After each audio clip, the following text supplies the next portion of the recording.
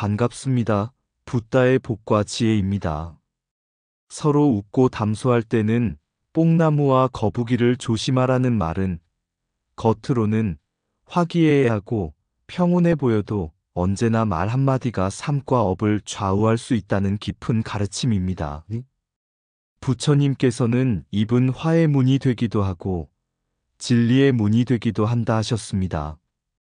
말은 순간이지만 그 말이 남긴 업은 오래도록 우리 삶에 영향을 끼칩니다. 우리는 오늘 이 자리를 통해 겉모습에 숨겨진 교만과 자만, 말로 인해 일어나는 업보의 무게를 되새기고자 합니다. 작은 말에도 깃든 참된 지혜와 자비의 뜻을 되새기며 이 생이 다하기 전에 바른 언어와 바른 삶으로 나아가고자 합니다. 부디 오늘 이 말씀을 통해 몸과 마음이 정화되고 진정한 평화와 자유의 길로 함께 나아가시길 기원합니다.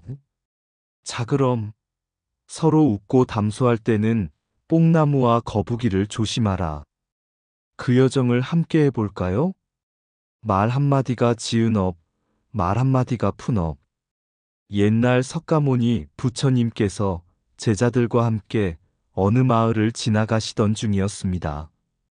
그 마을에는 늘 사람들이 모여 웃고 떠들기를 즐기는 부유한 장자의 아들이 살고 있었습니다.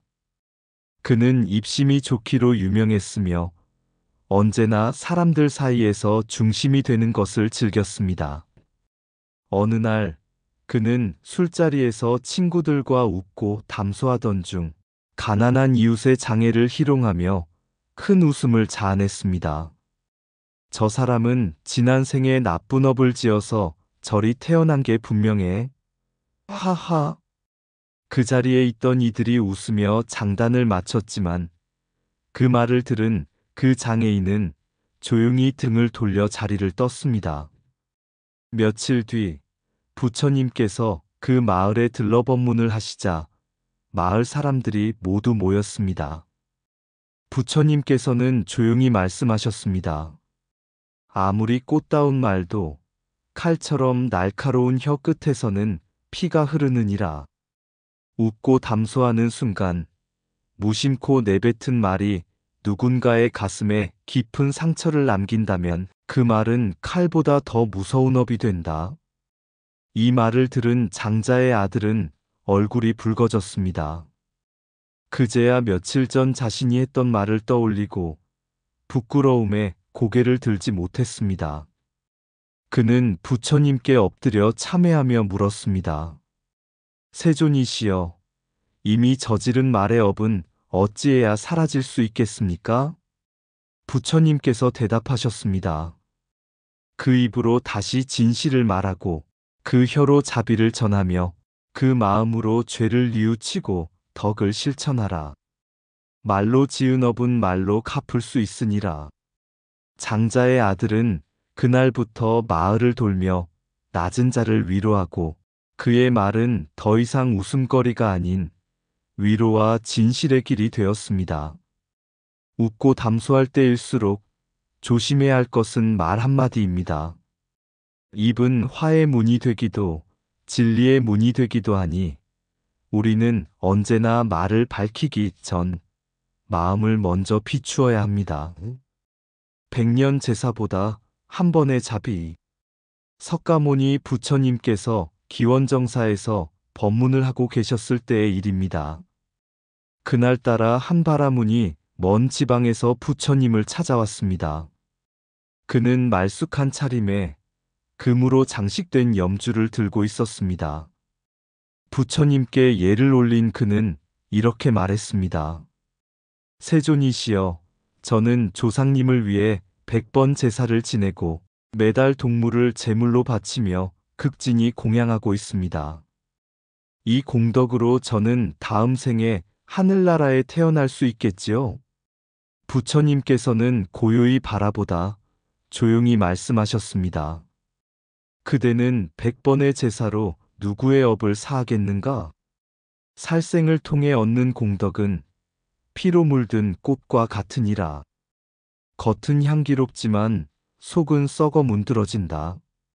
바라문은 당황하며 말했습니다. 하지만 경전에 제사를 지내라 했습니다. 저는 그 가르침을 따랐을 뿐입니다. 부처님께서는 빙그레 웃으며 말씀하셨습니다. 참된 제사는 살아있는 자의 고통을 덜어주는 것이다. 굶주린 자에게 한 끼를 베풀고 외로운 이에게 따뜻한 말을 건네는 것이 곧 하늘의 제사이니라. 그러자 아난존자가 나아와 덧붙였습니다. 스승이시여, 말로 짓는 업이 무겁다고 하셨지요. 그렇다면 제사는 행보다 말이 중요한 것입니까? 부처님께서 고개를 끄덕이며 말씀하셨습니다.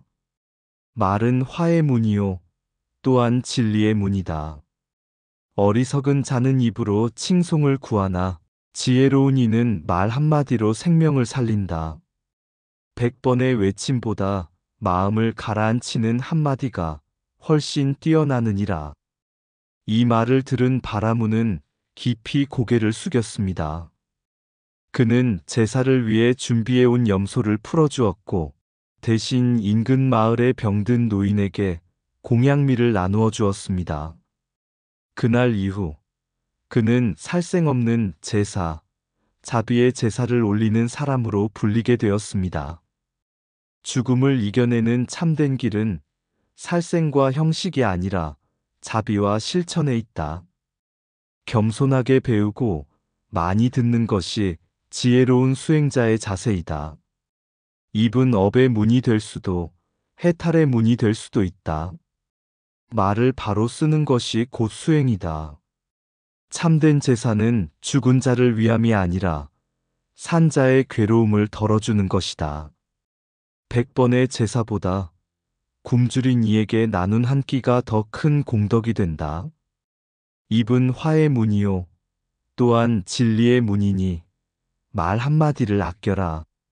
죽음을 두려워 말고 죽음 속에서 삶의 의미를 깨달으라. 겸손한 귀는 지혜의 씨앗을 싹 틔우고 교만한 입은 업의 열매를 맺는다. 살아있는 자를 위로하지 않는 제사는 하늘에 닿지 않는다. 말은 칼보다 날카롭고 침묵은 진실보다 깊을 수 있다. 많이 들은 이는 바람처럼 유연하고 자만한 이는 돌처럼 굳어진다. 형식에 갇힌 제사는 공허하고 자비로 채운 마음은 곧 불공이다.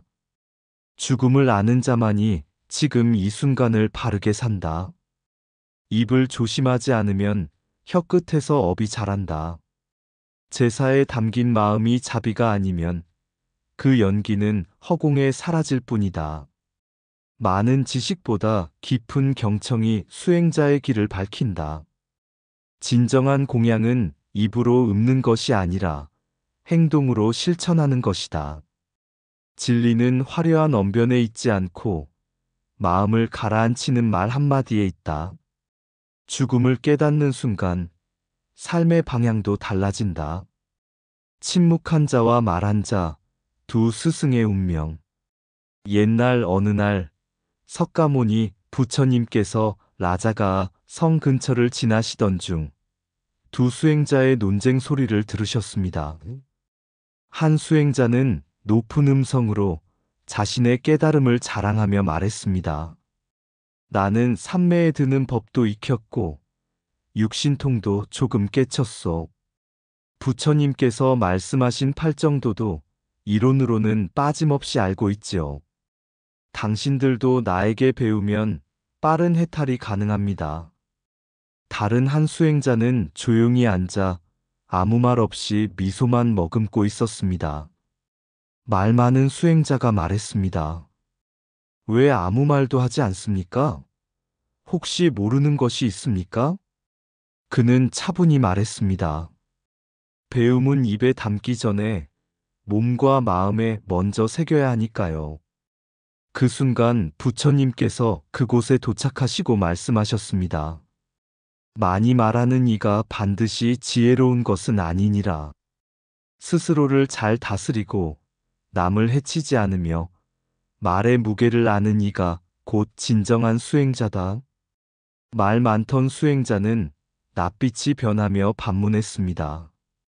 세존이시여, 저는 부처님의 가르침을 그대로 전했을 뿐입니다. 어째서 그것이 잘못입니까? 부처님께서 빙긋 웃으시며 예시하기를 들려주셨습니다. 옛날에 거북이 한 마리가 있었느니라.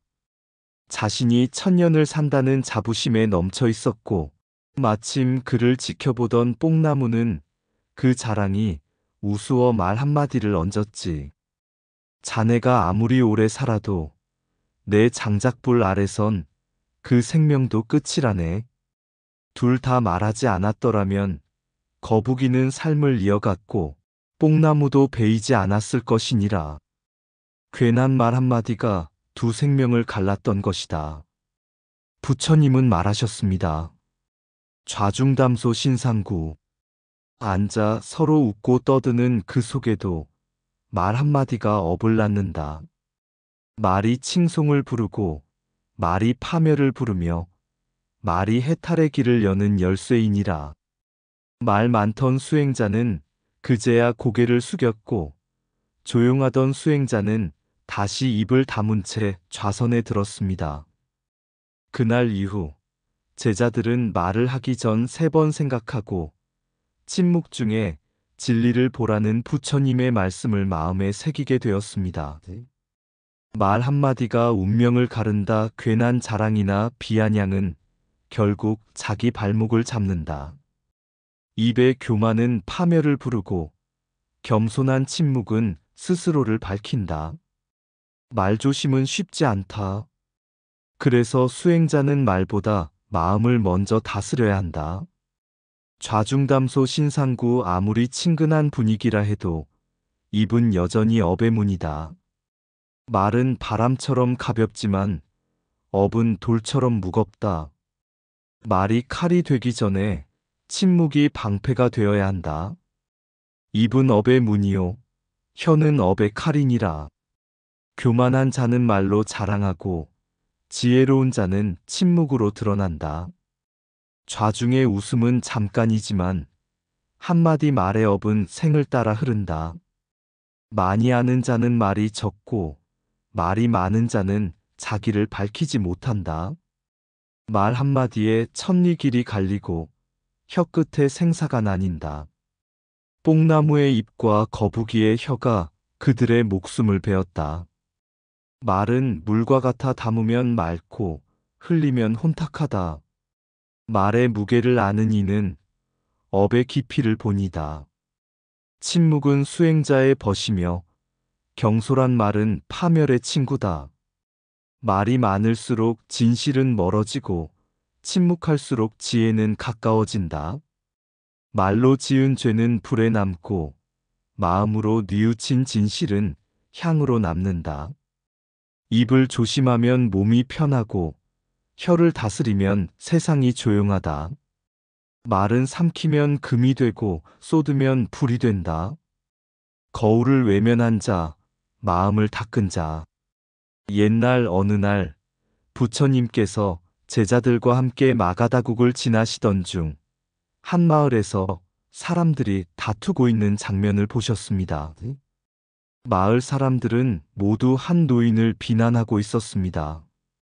저 노인은 인색하고 욕심이 많고 남 험담을 일삼는 자라네. 무슨 말씀이세요? 저 사람보다 더한 건 저기 장사꾼 아닙니까? 그때 노인도 말하며 다른 사람의 잘못을 꼬집었습니다. 나는 남에게 해를 끼치지 않았소. 도리어 저들이 나를 해치려 했지. 이 모습을 본 부처님께서 조용히 다가가 말씀하셨습니다. 그대들은 거울을 등지고 다른 이의 먼지만 탓하고 있구나. 자신의 얼굴에 묻은 흙은 보지 못하고 남의 티끌만 보느니라. 그 자리에 있던 한 제자가 물었습니다. 세존이시여, 우리는 왜 남의 허물은 쉽게 보고 자신의 허물은 보지 못하는 것입니까? 부처님께서는 다음과 같은 예시하기를 들려주셨습니다. 옛날 한 도둑이 있었느니라. 그는 항상 말하곤 했지.